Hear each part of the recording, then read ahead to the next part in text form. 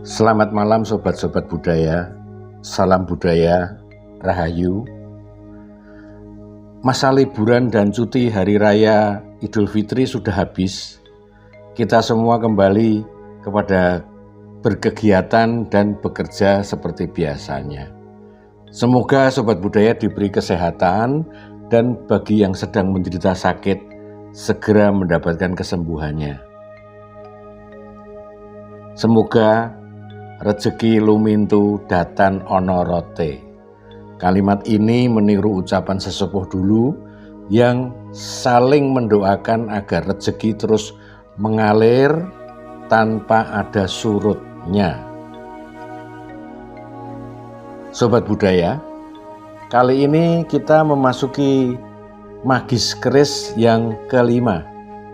Saya ingin membahas tentang teori atau hipotese sesepuh keris zaman dahulu, yaitu apa yang saya utarakan ini adalah catatan yang masih terselip di perpustakaan pribadi saya, yaitu otak yang ada di kepala saya. Catatan dan bukunya sudah tidak ada. Menurut seorang ahli keris keturunan Keraton Surakarta, Trah Raja Pakubuwono ke-10 yang bernama Bandara Pangeran Haryoso Modiningrat almarhum ya. Keris adalah sesuatu yang kita simpan dan kita rawat, merupakan bersatunya gaib dan adanya keindahan fisik yang kesatuannya itu bisa ditangkap dengan rasa. Suatu gaib atau kekuatan supranatural itu adalah berkat dari Allah Subhanahu wa Ta'ala.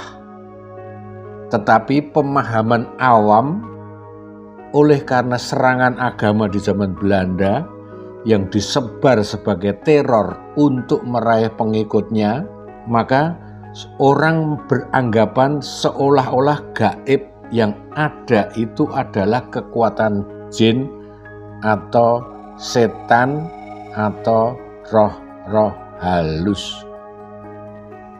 Pemahaman ini pun kemudian juga dikembangkan oleh orang-orang dengan retorika-retorika subjektif sehingga menjadi sebuah stigma negatif yang seolah-olah benar bahwa keris itu ada hubungannya dengan jin, setan, roh halus dan sebangsanya. Padahal sebuah kebajikan yang dituangkan dalam seni tempa keris itu sebenarnya adalah suatu persembahan yang dikerjakan dengan niat dan landasan bersih diri dari sang empu.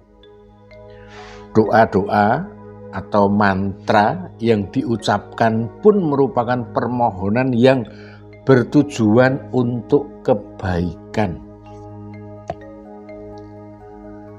Menurut beliau, Bandara Pangeran Haryoso Modiningrat, terciptanya suatu ideograf yang unpredictable pada sebilah keris, kemudian yang disebut pamor keris, memiliki getaran kosmis yang bisa terbaca dengan ilmu aksara tali rasa, yaitu dengan perasaan kita bisa membaca ideografi atau alur-alur dari pamor sebilah keris. Dalam pamor keris itu jika diteliti dan diamati dengan cermat, itu ada titipan-titipan yang saya lebih suka menyebutnya sebagai pamor semiotika, yaitu ideografi hasil tempa lipat dan efek dari doa puja mantranya. Apalagi jika keris itu terbuat dari bahan iron meteorit yang jatuh dari angkasa, BBH Sumodiningrat menyebut bahwa meteor yang jatuh itu bergesekan dengan atmosfer hingga jatuh ke bumi. Keausannya dari gesekan-gesekan itu menyimpan elemen-elemen gerak dari alam astral. Elemen gerak dari alam astral ini oleh teori-teori sesepuh yang lain sering disebut getaran elektromagnetis. Sementara kalau kita mengamati keris atau benda seni lain, menurut Tolstoy tidak bisa dilepaskan, yaitu antara intelijensi dan experience, intelijensi dan pengalaman. Artinya, intelijensi tergantung yang dimiliki masing-masing manusia, masing-masing orang. Ya. Jadi persepsi itu adalah intelijensi yang diramu dengan experience. Nah, experience ini juga adalah wawasan dan pengalaman seseorang yang berbeda dengan orang yang lain. Jadi intelijensianya beda, kemudian juga wawasan atau experience-nya juga berbeda. Maka kita anggap bahwa sebuah abstraksi atau intangible-nya yang ada pada keris itu tidak mungkin tertangkap dengan baik dan seragam antara pendapat seseorang dan dengan orang yang lain. Seperti apa yang sudah dikatakan oleh Kanjeng Hadiwijoyo, yaitu putra Sinuwun Pakubono ke-10, jika kita, ya sobat budaya semua, berbincang-bincang tentang keris, itu akan hambar jika tidak membicarakan mistiknya, esoterinya, intangible-nya. Jadi keris itu seperti sup tanpa garam, soup sounder salt, kalau kita tidak membicarakan intangible-nya, abstraksinya. Ya. Nah, uraian berikut ini saya mengambil contoh sebilah tombak dengan gelar Kanjeng Kiai Tumelung Tunggon. Tombak ini berdapur sapetabon bentuk ron andong. Secara spiritual, oleh Sang Empu ini juga sudah sengaja diinduksi dengan mantra-mantra kejawen yang disebut pager pedut. Mantra pager pedut saya tidak bicarakan karena rahasia dan tata lakunya juga harus dilakoni dengan berat, ya. Tombak itu juga ditandai dengan tinatah emas berbentuk rajah cicak sirah jalmo atau cecak dengan kepala manusia. Cecak seperti halnya semua makhluk hidup memiliki massa dan oleh karena itu akan terpengaruh oleh gaya gravitasi bumi. Namun cicak dapat bergerak dengan mudah pada permukaan vertikal seperti dinding, bahkan plafon. Nah, menurut catatan ilmiah, ada yang menyatakan bahwa itu karena kemampuan kaki dan cakarnya yang kuat, sehingga dapat melengket atau nempel. Namun, cicak bagi orang kejawen dikenal sebagai binatang melata yang tak mengenal gravitasi bumi. Jadi mana yang betul? Perlu dicari jawabannya. Cicak bisa menempel di tembok, berlarian dan melata hingga bisa berada di langit-langit rumah merupakan suatu yang menarik. Dan disitulah leluhur kita menghayati proses fisika dan metafisikanya tentang binatang cecak ini. Sehingga dari perenungannya itu tercipta mantra pager pedut. yang prinsipnya adalah untuk menjaga rumah. Nah, arti dari gelar Kanjeng Kiai Tumelung Tunggon sudah jelas. Kita tahu bahwa tunggon itu adalah dari kata penunggu. Konfigurasi pamor yang tersusun secara ideografi bisa diinterpretasikan sebagai imajinasi gugusan asap. Nah, ini ada hubungannya dengan apa yang disebut mantra pager pedut.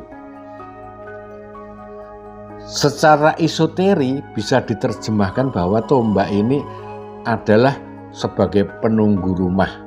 Raja Cecak Sirah Jalmo dengan mantranya pager pedut itu memiliki kekuatan yang luar biasa. Jika ada pencuri masuk ke rumah, maka akan ada gaib yang muncul berupa asap atau kabut. Dalam bahasa Jawa disebut pedut. Itulah pager pedut.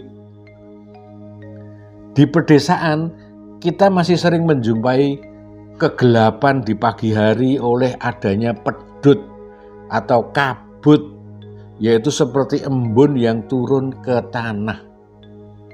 Nah, keadaan itu juga akan dialami oleh si pencuri yang seperti dalam kondisi kegelapan karena tiba-tiba ruangan itu penuh dengan pedut atau kabut sehingga tidak bisa menemukan jalan keluar. Hanya berputar-putar di rumah itu hingga akhirnya tertidur pulas. Maka pada pagi harinya akan ketahuan oleh pemilik rumah. Dan pada zaman dahulu pencuri itu justru diberi sarapan pagi dulu dan diberi uang sekedar untuk transport pulang. Tidak ditangkap, dipukulin, tidak diberi makan. Itulah peradaban Jawa. Bahwa mencuri walaupun merupakan kejahatan, tetapi orang Jawa menganggap pencuri itu sebagai orang yang sedang mengalami kesulitan, kesusahan hidup, maka dia mencuri. Pertanyaannya, apakah peradaban antar sesama manusia yang seperti ini masih terpelihara hingga sekarang? Nah, Sobat Budaya, itulah yang sering kita renungkan bersama sebagai sebuah kebudayaan yang harus dirawat dan dilestarikan. Begitu banyak kearifan lokal atau local wisdom yang seharusnya masih penting untuk dipelihara. Namun sekarang budayanya sudah berbeda karena adat dan kepercayaan yang berbudi luhur, warisan budaya nenek moyang kita mulai disingkirkan oleh karena adanya modernitas. Dan kita, para sobat budaya, akan dibawa masuk dalam artificial intelligence, kecerdasan buatan yang merujuk pada kemampuan mesin atau program komputerisasi untuk menggantikan kecerdasan manusia yang tentunya akan semakin menjauhkan kita dari segala yang alamiah. Memiliki pula dampak pada hubungan manusia dengan alam, adat, dan juga tradisi. Kita sebagai pecinta budaya, harapnya kita tetap menjaga alam, adat, tradisi, dan keanekaragaman budaya. Sampai jumpa pada kesempatan berikutnya. Semoga apa yang saya jelaskan tentang Kanjeng Kiai Tumelung Tunggon bisa dipahami bahwa semua itu bukan karena adanya roh, jin, setan, tetapi kekuatan doa yang muncul karena gaib itu adalah merupakan mantra yang sudah punya satu perjanjian, ya, konsensus dengan alam semesta. Semoga video ini bisa menambah pengetahuan dan wawasan. Mohon maaf jika ada yang kurang tepat dan kurang berkenan. Ya.